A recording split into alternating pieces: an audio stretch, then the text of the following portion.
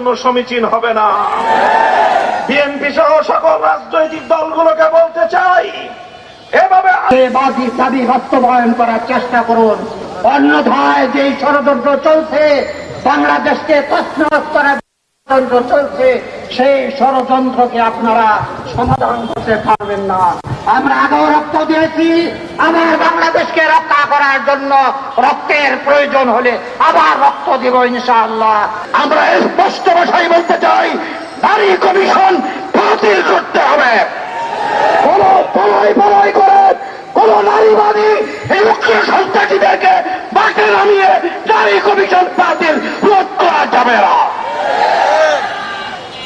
আমরা বিগত 16টি বছর আওয়ামী লীগের গণহত্যার শিকার হয়েছি। আওয়ামী লীগ যতগুলো গণহত্যা চালিয়েছে, গণহত্যার বিচার বাংলার জমিনে করতে হবে। আওয়ামী লীগ এবং তার দোসরকে, শেখ হাসিনাকে তার শাস্তি থেকে রেহাই দেওয়ার জন্য তারা মৃত্যুদণ্ড মওকুফ করার সুপারিশ করেছে। আল্লাহর কোরআনে আল্লাহ তাআলা বলেন, ওয়াফিল কিসাসি হায়াতুন ইয়া উলিল আলবাব, হে বিশ্বের জ্ঞানীরা, কিসাসের মধ্যে, মৃত্যুদণ্ডের মধ্যে মানুষের হায়াত অধিকার রয়েছে, জীবন রয়েছে।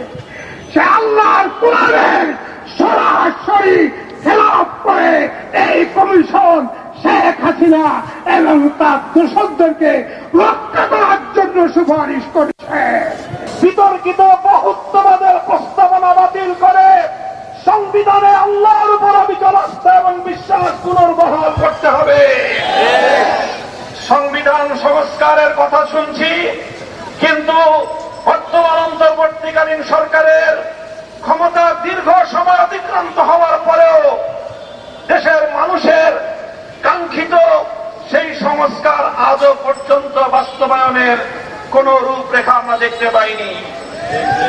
আমরা অন্তর্বর্তীকালীন সরকার প্রধানকে বলতে চাই, জনাব ডক্টর ইউনূস সাহেব, মেহেরবানি করে আপনি প্রথমে অনতিবিলম্বে সংবিধান সহ রাজনৈতিক ব্যবস্থা এবং নির্বাচন ব্যবস্থা সহ গুরুত্বপূর্ণ প্রতিটি সংস্কারের রোডম্যাপ ঘোষণা করেন। কবে নাগাদ আপনারা এই সকল সংস্কারগুলো করবেন? এই সংস্কারগুলোর একটা রোডম্যাপ ঘোষণা করেন। রোডম্যাপের ভিত্তিতে যথা উপযুক্ত সময়ে একটি যৌক্তিক সময়ের মধ্যে নির্বাচনের রোডম্যাপ ঘোষণা করেন।